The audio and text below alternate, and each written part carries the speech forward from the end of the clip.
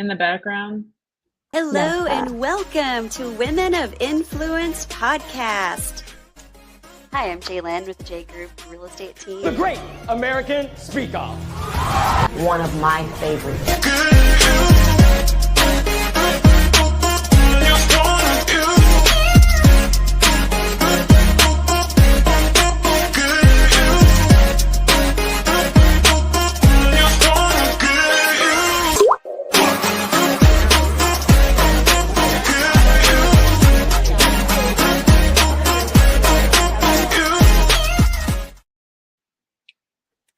Welcome back to the Women of Influence podcast. Today, I'm honored to be joined by Dr. Stephanie Hack, a board-certified obstetrician and gynecologist, dynamic speaker, and trailblazing entrepreneur with over 2 decades of experience in women's health and advocacy.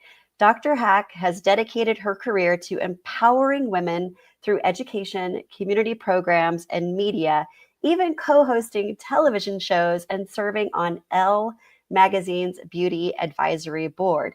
With both a medical degree and a master's in public health from Temple University, she has led impactful health initiatives and served as a commissioner for the DC Lactation Commission.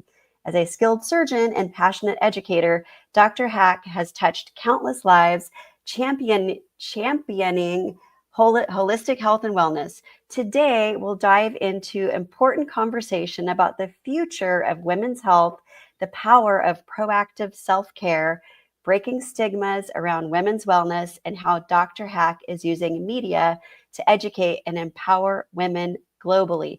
Dr. Hack, welcome to the show. Thank you for having me. And I love, like, whenever someone reads my bio, I'm like, who is that? You're like, oh, wait, that's me. I'm pretty fancy. Every single time I'm like, oh, you know how we don't give ourselves as much credit. But when somebody else says it, you're like, oh, that person sounds great. Isn't that the truth? I mean, we could talk about that though, the whole interview, to be quite frank. It's like, we really don't give ourselves enough credit, do we? Especially as We women. don't. Oh, not at all. So Yeah, thank you very much for having me here. I'm very happy to be continuing a women's health, women's self-care, women's empowerment conversation. I love it. Like, well, let's dive right into it. So, Dr. Hack, you've dedicated your career to empowering women through education and advocacy. What are some of the biggest misconceptions about women's health that you're passionate about correcting? Give us the 411. I'm like, there are so many. I think the biggest thing, and I guess it's kind of like the overarching thing, is that we just have to accept and deal with things. There's just this idea that women have to accept and deal with pain and discomfort and inconvenience. And that concept kind of flows through every aspect of women's health. I'd say that's the biggest misconception. And to give a more specific example, let's start with pregnancy. Okay. So with pregnancy, for example, we just expect that pregnant women should be uncomfortable. And that's just part of pregnancy. And you deal with it for your 9 to 10 months, and then you have your baby and it's fine. But there are things that we can do during pregnancy to keep women from being so uncomfortable. Like, you don't have to be uncomfortable and in pain your entire pregnancy. So I think like that concept is the biggest misconception in women's health. Got it. This is probably another misconception, and I'm guilty of it with my first pregnancy is, you're eating for 2. Like, in reality, you're eating really for like 1 and like 1/8 of a person, right? Right. It's just a small percentage increase. It's not an entire second person that you're eating for. And, pregnancy is so funny like that, because with the cravings, there are things that you don't want at all. And then there are things that you really want. And often it's like the unhealthy things. I know for me with my first, I wanted macaroni and cheese. As someone who's lactose intolerant outside of pregnancy, I never wanted mac and cheese because I knew, that was going to be an unpleasant experience for me. But during pregnancy, I wanted mac and cheese. I wanted pizza. I wanted all the carbs and all the cheese. But that's really difficult to do. And you can't eat like that. Yeah. Yeah, With my first pregnancy, I literally thought I was eating for five. I ate like all the food that was in front of me, and consequently, unfortunately, I gained like 60 pounds, and I looked like a big Mhm. Buddha. But lesson learned after my second and third. But like another probably big misconception, at least I encountered this with my first pregnancy, was my doctor at the time, I didn't know any better. And he's like, oh, the baby's going to be too big. You're going to have a C-section. And I'm like, okay, well, in reality, my first was actually the smallest, and my second two I were both VBACs. So I'm like, okay. I always tell women, I'm like, well, don't always trust what your doctor is telling you, because 9 times out of 10, it's out of convenience that they want to schedule the C-section because they have a golf game to attend to or whatever. I'm being a Or little bit just about that. Yeah, just misinformation. Like there was this kind of older concept before that you could kind of make that decision. And I mean, in some like rare situations, you could say, okay, it doesn't really make sense. But in all my years of practice, I never had a situation where I looked at someone who had never had a baby before and said, no, it doesn't make any sense for you to try. I mean, we have specific criteria, like one, how big is your baby? And then two, do you have gestational diabetes or not? And that's essentially how we decide if it's worth having a conversation about maybe having an elective primary C-section. That's what we call that, an elective primary C-section, choosing to have your first C-section as not an emergency or necessary thing. And the thing to know about that is anybody can say, I want to have a C section. You don't have to have specific criteria, but for counseling people specifically to get a C section rather than what we call a trial of labor, a trial of vaginal birth. Yeah, that is a common misconception. I don't know how much people have it now, but you should definitely, for most people, and when I say this, I'm saying like not someone who necessarily has like a breech baby, for example. Like that's not someone we're saying, oh, you should go have a vaginal delivery. But for someone who has otherwise an uncomplicated, standard head down presenting baby, you should try for a vaginal birth. And it's during that process that you kind of figure out, okay, is this working? Is this not working? Let's make a decision from here. I'm glad you Yeah. brought that up. But yeah, that Yeah. is there are I this is why I love having conversations because there are so many things that come up. I'm going to give you another one. January Sure. is cervical cancer prevention month, and so I'm on on my podcast, Lady Parts Doctor Podcast is my podcast. I'm having conversations about cervical cancer screening and prevention. I always do that in January. And a common one that I recently addressed on one of my social platforms on Threads was, can you get the HPV vaccine if you've already had HPV? Mm, Because that's one that people say, oh, my healthcare provider told me I already had HPV, so it doesn't really make sense to get the HPV vaccine. But the answer is yes. Yes, getting HPV, human papillomavirus, which causes, we found that to be the primary cause of cervical cancer. So getting HPV does not mean you can't get an HPV vaccine. And I'm happy to go into specifics if you want specifics, but just to give another yeah. misconception. Absolutely. On that note, I know there's some different information out there about HPV. And what I've heard and what I understand, and please correct us if this is wrong thinking, but HPV is, to my understanding, a virus that almost everybody carries, but it doesn't necessarily manifest itself or like show itself in a lot of people. Can you kind of shed some light on that whole thing? Of course. So you are likely talking about HSV, which is herpes simplex virus, which is Got a it. virus that most people carry. But, and it also causes herpes. So when people get cold sores, um, human papillomavirus, many people, especially if you're sexually active, have been infected at some point in their lives. And then your body clears the infection, unlike herpes simplex virus, HSV, where once you have it, it doesn't go away. And similarly, they're both spread through skin to skin contact, both Okay. HSV and HPV. But for HPV, we have a vaccine. In the United States, the vaccine is Gardasil. And when it first came out, it protected against four types of HPV. Two that cause most genital warts, type 6 and 11, and then two that cause most cervical cancers. They cause about 70% of cervical cancer, almost 80%, and that's 16 and 18.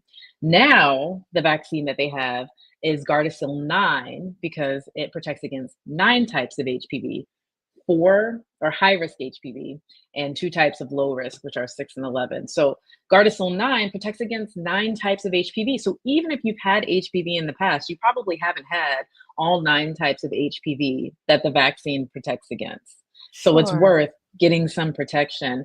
And another misconception is that you don't need to worry about HPV once you're over 65. Hmm.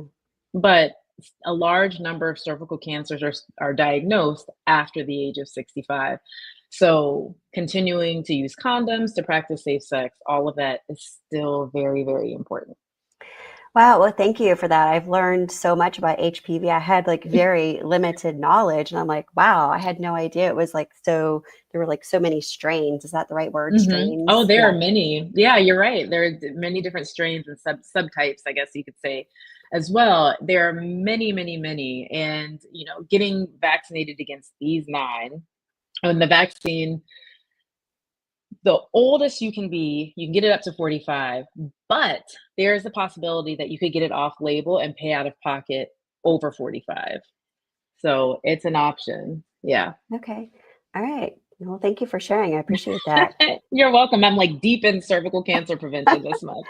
I love it. Well, it's perfect. It's perfect time to talk about it, right? Hmm. So, Dr. Hack, from co-hosting television shows to serving on Elle's magazine beauty advisory board, how has media influenced the way that you educate women about their health?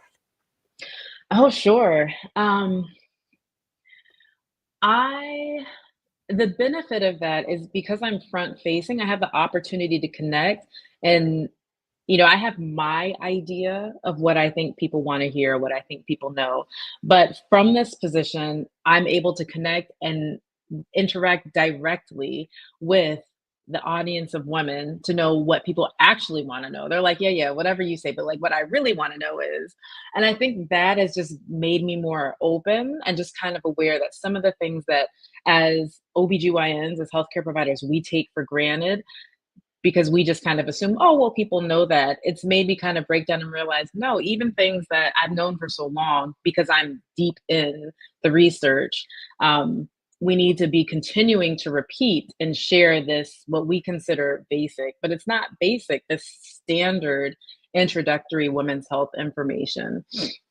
Yeah, I think that's so important, especially this day and age with social media and the large percentage of the population that's on some form of social media, whether it's Instagram or YouTube or TikTok, getting that education out there to the masses, so to speak. Like I'm so happy that you do that, and I like honor you and encourage you to keep it up. That's amazing. Oh, thank you. Yeah, you're welcome. So, Dr. Hack, you emphasize the importance of proactive self care. What are 3 simple practical steps women can take today to prioritize their health and well being? Sure. Oh, yes. So I'll start with the first one, and they're not ordered in any particular way. But I think this is just a good one to start with in January. Scheduling and keeping your women's health appointments, just your health appointments. We get very busy as women. We're also often caregivers. We are managing our careers, our families, we're managing everybody else's appointments. And when you're busy trying to make sure everybody else gets their stuff done, you often kind of push off your stuff and delay it. And Sure. yeah, it's a very, very common thing. And, you need to get your mammogram on time. You need to get your pap smear on time. You need to get your colorectal cancer screening, if it's a colonoscopy or whatever that may be, done on time. You need to get your sexually transmitted infection screening on time. So, the number one thing I'll start with is prioritizing your health screenings and appointments. Number two, getting enough rest. I think that kind of goes in with the caregiving and trying to balance. It never feels like there's enough time in the day. But if you think about when you're not getting enough sleep, I don't know, do you feel like you get enough sleep?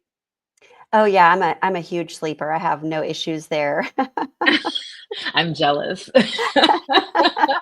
But no, I'm really happy to hear that because, a lot of us, we're not getting enough sleep. So for me, for example, if I stay up late because I'm trying to get work done, and then I wake up in the morning and I'm groggy and I start the day off groggy, and then it just, when you're too tired to do things, it affects just kind of the flow of your day. And it affects, for example, if I wake up and I'm tired, then I might not feel like making myself a meal, Hmm. and so then it's easier for me to be out and to grab something, which if I grab a breakfast out, it's probably not going to be as healthy as what I could have made at home. So it's like multiple things that just kind of cascade. Yeah. Yeah. So prioritizing rest, and then other things that you can do is also prioritizing healthy eating, whenever you have the opportunity to choose. And it's not always easy and it won't be every time, but drinking water over something sugary like soda, or grabbing an apple versus a bag of chips. Like, you're not going to do it right every time per se. You might not. Maybe you will. And I hope that you will. But those, I think, are kind of good practices to start. And then once you start doing self-care, like once you choose yourself, doesn't it get just easier to choose yourself?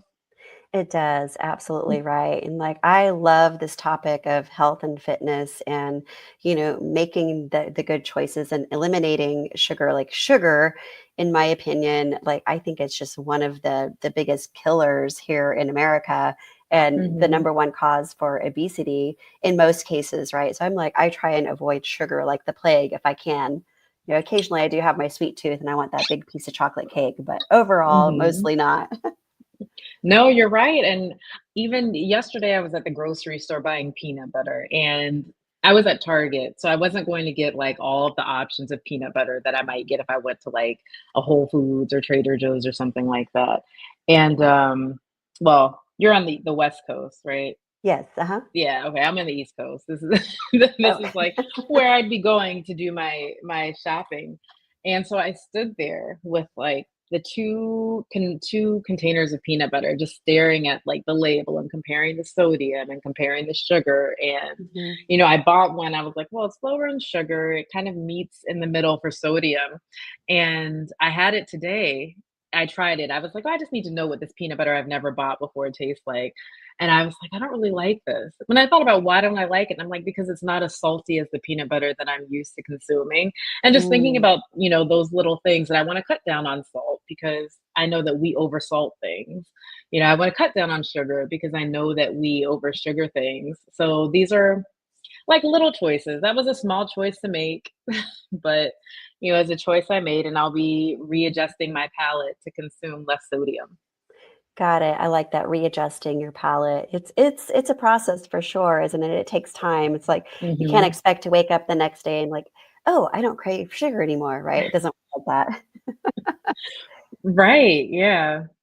But back to what you were mentioning about the importance of women getting their exams and the mammogram, I like to call it the boob squisher machine. I get like really intimate with that thing. And so how often, just so women know, how often are you supposed to get a mammogram? Sure, it depends on what your risk level is. So, if you're at the average risk for breast cancer, it's like a 12% risk in the average woman's lifetime, then you get routine screening. And that means that you will be getting a mammogram every 1 to 2 years. Okay. Now, if you're at a higher risk, which could be due to exposures you've had in the past, due to your family history, that's the most common thing that kind of increases somebody's risk level, then you may need to get mammogram screening more often than that. And you may need additional screening, like you may need an MRI in addition to a mammogram. Okay. Got And it. the Thank screening, you. you're welcome, usually starts at 40, is generally from the American College of Obstetricians and Gynecologists. We recommend starting at 40. The latest you should start is at 50. And thermography, which sometimes people say, "Oh, I don't want a mammogram, I'm concerned about the X-ray exposure." Thermography is not a substitute for a mammogram. Got it. Thank you for that. You're welcome. It's very important, very educational. I know while we're on the topic of mammograms, I know a lot of women, especially these days in America and the United States, have implants. They have some sort of like silicone or gel implants. And I know that sometimes women have concerns about getting the mammogram. They have concerns about the implants bursting. Can you kind of like squash that whole misconception? Yeah, that doesn't happen. Thank you. You're welcome. I mean, if anything, that's information that we ask. Well, I don't want to say we because I'm not a radiologist, but it's information that the radiologist or wherever you're getting your mammogram will ask before because that's information they want to know as they conduct your mammogram and as they review your images. To make sure that maybe some part of the breast tissue could be hidden from the mammogram. I mean, from the implant. But yeah, so being concerned about an implant rupturing, I mean, the risk of that would be very, very, very, very low. Very slim. It's more important Mhm. that you get the exam done to just in the event, God forbid, that anything is found that needs to be taken care of, right? It's very important to get that taken care of right away. Right, and you're not going to necessarily feel something on a manual exam that we do in the office if you have implants, because you're not going to be able to access all the breast tissue in the same way that you would if you didn't have implants. So, girl, go get your mammogram. You heard it straight from Dr. Hack. So, Stephanie, as both a skilled surgeon and a champion for holistic health, how do you integrate traditional medicine with holistic practices to support women's overall wellness? Yeah, I think that is a tough one. And so my primary work now is on the women's health education and wellness. I'm not in clinical practice like I used to be. So it's much easier now because I can kind of speak from this space promoting total health, spiritual, physical, and mental. And I spend a lot of time in my platform, in the Lady Parts Doctor platform. I start really with worth. I mean, that is really where I start with my education because I think I can share all the data, I can share all the research, but if you don't feel worthy and you know what you're supposed to do, well, you're not going to do it because you're not going to prioritize yourself over all the other things that need to get done. So that is the foundation, and I kind of build that foundation in everything that I do. And then I move on from that point with the education. I love that. Ladies, you are worth it. If you don't believe in Yes, yourself, like borrow my belief in you. You are worth it. you are worth it. Yes, you are deserving of good health. You are deserving of a wonderful, amazing, healthy life on all fronts. You are worth it. Amen, sister. Like, love it so much. So, in your 2 decades of experience, what stigmas around women's health have been the hardest to break? And how can we continue shifting these conversations in a more positive direction? Yeah, I mean, I'm going to go back to that one that we first talked about at the beginning of the show, but that is the main thing, just expecting women to deal with being uncomfortable, expecting women to be okay with not having answers for what they're going through. And we're seeing that more in the discussion about perimenopause and menopause, right? Like before, we had generations of women that just went through it. Nobody really educated them, told them what to expect, normalized their symptoms. Nobody did the research to figure out how to make them more comfortable as they were going through that transition. And now kind of being at a point where we say we don't have to just accept whatever is happening to us. We deserve to continue to feel good, to not feel crazy, to not, we deserve to feel like ourselves. We don't have to just accept this. Well, that's just something that you're going to go through and go through it. That's one. And then the other thing is I believe often as women, we are not empowered in our healthcare. So similar to that concept, but different is going into the provider office and just allowing things to be done to us and not really knowing why and not really feeling like we could speak up for ourselves and say, no, I would prefer not to have that experience. I would prefer this experience. That's another one. And so I spend a lot of time on my platform educating women as physicians. We are consultants, meaning you consult us for your care. My job is not to tell you what to do. When you come and you have a concern, my job is to hear your concern, address your concern, and suggest different options that you could try to improve whatever it is that's affecting your health. My job is not to say, well, it's this, and this is what you need to go do. And so kind of changing that, and that's harder to change, right? Because it's not just us, it's also changing it from the provider standpoint. But I just want to share with women that that relationship is also possible to have with your provider. I love that. So it's really more of a collaboration and working as a team rather than going to your doctor and like listening like you're a child, right?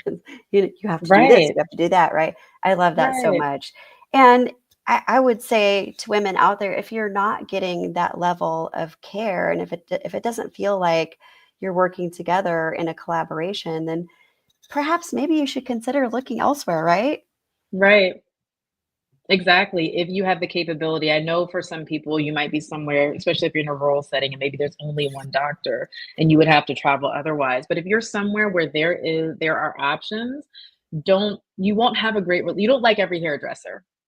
You don't like every nail tech. Like you just don't mesh well with everybody. So it's perfectly fine to say, okay, I think that I could have a better experience with someone else. It's your health. You only have one opportunity to go through life feeling healthy, and this is it. So, yeah, Yeah. find somebody that works well with you. Absolutely. On that note, it is very difficult to find a good hairstylist. I finally found one, thank God. Oh, your hair looks great. It looks Thank you. great. Thank you. You're Thank you. welcome. So, Dr. Hack, for women listening today who feel overwhelmed or unsure about how to start prioritizing their health, what's one empowering piece of advice you'd like to leave them with? That you can't get it wrong. That's it. Making and I would say you can't get it wrong. I'm gonna give 2. Start with 5 minutes. You can find 5 minutes in your day. 5 minutes, just 5 minutes that are just for you, whether that be at the end of the day when everything is quiet, or at the beginning of the day before things begin, or maybe in your lunchtime, you have 5 minutes by yourself.